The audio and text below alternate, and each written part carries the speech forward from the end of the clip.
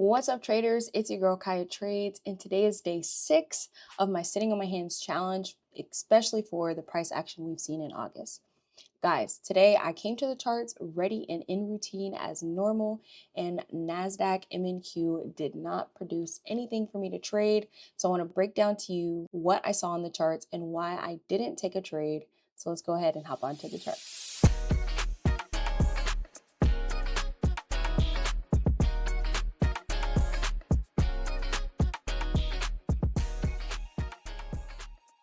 All right, so we're on our charts. We have our KT system up and ready for us to make sure we're following our rules when we trade. And we also have my Kaya Trades daily quote, which is patience, discipline will give us freedom. We're going to try to follow this equation in order to achieve success. And there is no shortcuts about it. So we got to be patient, wait for our setup. We got to be disciplined and take our setup regardless of how we feel. As we can see, coming to the charts already on the 1 hour time frame, market is just bearish, bearish, bearish, falling off, falling off. We can see that we have made it through this demand zone here. So I went ahead and deleted that demand zone, but we also have another one sitting here, which is kind of where price has stopped. And this is before market open. You guys know I like my 1 hour's purple. This is before market open. So I was anticipating us to either bounce off this area, or because we are very, very, very bearish, not hold through and kind of move a little bit lower. Okay, so let's see what that looks like. I'm going to write that in my KT system up here at the top. 1 hour bearish coming to, well, interacting with a 1 hour demand. We're looking for reaction. If price reacts in our favor going to the downside, we'll look for a potential setup. If price bounces off this level and starts breaking structure back to the upside, we could potentially start looking for opportunities to buy. All right, so now that I have my daily bias, let's go ahead and drop down to the 5-minute time frame. All right, we can obviously see same exact information, just a lot more information, a lot more data. We can see price was moving down, and then price kind of halted here. Like, even though I could write this next one, it hasn't been moving a little bit further. It kind of swept this liquidity here and started breaking structure back to the upside, no longer breaking any more lows. Okay, we don't want to be too worried about this, because let's go back to the 1 hour. I want to zoom in just a bit. When we get a break of structure, then we get a zone. So we had a break of structure here. We had candles close below here. So we're going to write out this 1 hour here.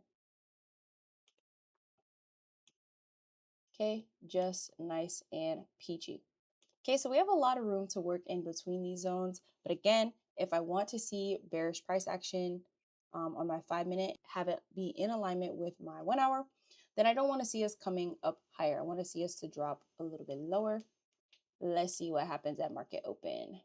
9:30 is market open. Perfect. It's kind of chopping about, but kind of slightly moving higher. We have a zone right here that price did tap into pre-market. Not even pre-market, really just London session. We can see that. I like my 5 minutes orange so you guys can tell the difference. And it tapped into there and just started rejecting immediately. It's kind of reacting from this zone back and forth. So let's see what market open gives us. Okay, now we can really see that consolidation nice and clear. If you can't see it, I'm going to write it out for you. Market was just chopping, chopping, chopping. I already was ready to call it a day at this point. But where there's chop, then there will be an expansive move. So let's see if price can give us something.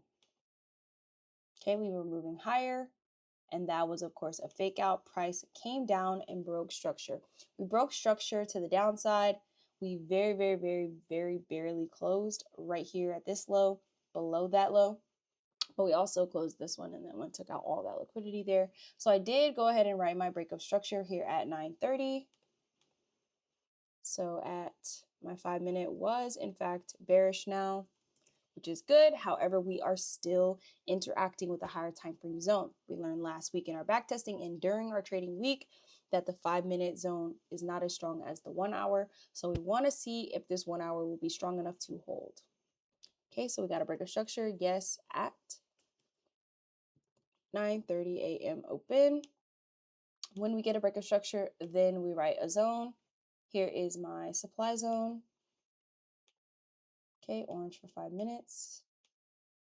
I'll actually do it this way, so you guys can see that that is a supply. So all I need to do is to continue to follow my rules, wait for a tap of that zone, and I need the zone to hold and give me a break of candle to push back down to the downside, aiming for the lows. All right, let's see. Okay, price continue to move to the downside. This is good because we want price to move to the downside in our favor with the trend. We just want an opportunity to get into. So let's see if it'll give us that. All right, price is just falling, falling, falling, falling. It looks like the only move to play was around this area. And if price doesn't give me anything to play, then it will be a no trade day, which in fact it was. My prime time to trade is after 9:45. That would be this candle here, and then right before 10:30. And let's see what we can get until then. Okay, price stopped coming lower and then pushed a little bit higher. Let's see how it reacts from this low area. Okay, it's kind of getting indecisive and it's reacting from this lower area. So what do we get again? Guys, chop, chop, chop, chop, chop, chop, chop, chop, chop, chop, chop, chop, chop. Does supply and demand work in consolidation? No, it does not. So I'm going to sit on my hands and wait for price to give me something. If we can't come down to the downside and break structure again, just like we did up here, then I'm not going to take a trade. Okay, I want to be in sync with the trend. Price is still reacting from this level.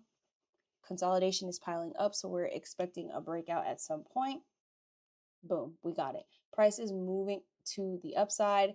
I'm looking for bearish price action. Maybe we can tap up here, but guys, if 11 a.m. comes and we have not tapped up there and given me an opportunity to trade, I'm just not going to take it because it doesn't fit my plan. My plan works. And if I am disciplined enough to follow my plan, then I won't take unnecessary losses and I won't have to stress my brain about looking for other things, just keeping it super, super simple. Let's see if we can get all the way up there before 11. No, you guys, we began to chop around again. And it's just straight chop. It's just opportunities for chop. Maybe on the 1 minute time frame, there was opportunities. I don't trade the 1 minute, so I'm done. My trading day is completely over. There was no opportunities for me. It was just straight chop, moving, not giving me an opportunity, straight chop, moving, and I wasn't looking for buys. Even though we are at this area, we could again have potentially bounced up higher, but it wasn't giving for me. It came back down after 11, so I wasn't even paying attention to it. Never would have came and tapped the zone either way. So it was just a quick, easy, no trade day. We came, we showed up, we did our routine, we came to follow our rules, and price just wasn't working on our behalf. So we're gonna let the market do whatever it needs to do, and then hopefully we can get some better price action tomorrow. It is a new week, new opportunities. If you want to trade live with me or participate in the rest of the 4 days of this sitting on my hands challenge, click that link in the description box. I hope to see you in the chat. Hope to see you Wednesday for live Q&A, and I hope to see you Saturday for back testing. Catch you guys in the next video.